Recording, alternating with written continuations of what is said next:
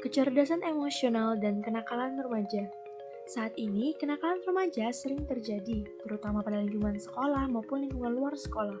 Kenakalan remaja merupakan gejala patologis sosial yang disebabkan oleh suatu bentuk pengabaian sosial yang mengakibatkan mereka mengembangkan bentuk perilaku yang menyimpang. Tahukah kamu bentuk perilaku penyimpangan itu seperti tawuran, adanya penyalahgunaan obat, perusakan, membolos sampai kepada seks sebelum menikah. Masalah kenakalan remaja ini sendiri masuk dalam masalah yang sangat kompleks dan sangat sering terjadi pada diri remaja itu. Terjadinya kenakalan pada remaja dipengaruhi beberapa faktor, salah satunya yaitu ketidakstabilan emosi atau kontrol diri yang lemah.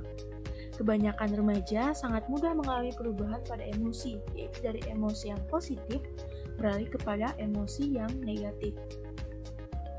Nah, emosi negatif sendiri cenderung mendorong seseorang kepada perilaku penyimpangan. Oleh karena itu, diperlukannya pengendalian terhadap emosi negatif agar tidak menjadi perilaku penyimpangan, yaitu dengan adanya kecerdasan emosional pada diri remaja itu. Apa itu kecerdasan emosional? Merupakan kecerdasan yang dapat diukur melalui keterampilan setiap individu dalam menyadari, mengelola, memanfaatkan emosi, mengendalikan perasaan pada diri sendiri dan dalam hubungan dengan orang lain, serta menggunakan perasaan untuk membantu pikiran secara efektif. Kecerdasan emosi ini sendiri dideskripsikan ke dalam 5 aspek. Nah, 5 aspek kecerdasan emosi dimulai dari aspek yang pertama, yaitu kesadaran diri atau mengenal emosi sendiri. Hal ini berfokus pada kemampuan kita dalam mengenali perasaan dan emosi diri, memahami kekuatan dan kelemahan dalam diri kita, serta memahami sebagaimana hal yang telah disebutkan tadi sangat berpengaruh pada pikiran dan tindakan yang kita ambil. Apabila kita merasa stres, masalah banyak dan sedih, maka penting bagi kita untuk berhenti dan berpikir atas emosi yang ada. Saat kita sudah memahami dan mengetahui penyebabnya, maka akan membuat kita lebih mudah dalam mengambil tindakan yang tepat dalam penyelesaian masalah. Aspek selanjutnya yaitu mengelola emosi atau pengaturan diri. Merupakan bagaimana bagi kita untuk dapat mengontrol dan mengelola emosi. Ini bukan berarti kita harus menahan emosi, tetapi ini adalah bagaimana kita mengekspresikan dan menimbulkan respon terhadap emosi secara tepat.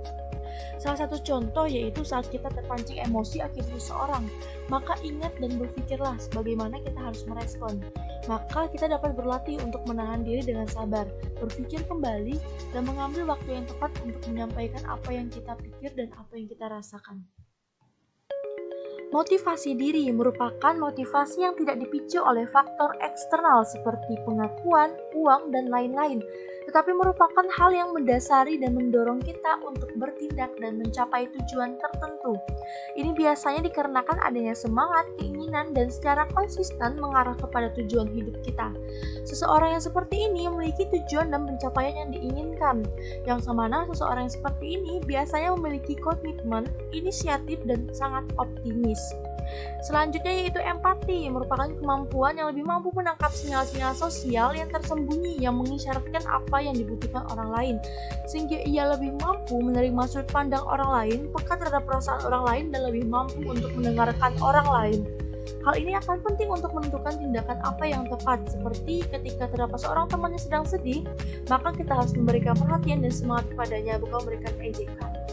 Selanjutnya yaitu keterampilan sosial, mana hal ini bukan hanya melatih kita untuk menahan emosi orang lain, tetapi membantu untuk dapat menerapkannya pada interaksi kita dengan orang lain. Dalam kehidupan adanya merupakan keterampilan sosial akan membantu kita untuk membangun relasi yang dibutuhkan dalam berteman. Kemampuan menangani emosi dengan baik ketika berhubungan dengan orang lain, dan dengan cermat membaca situasi serta jaringan sosial. Berinteraksi dengan lancar menggunakan kemampuan untuk menyelesaikan sebuah masalah. Nah, saat ini cobalah kalian pikirkan, apakah selama ini kita sudah mengelola emosi dengan baik?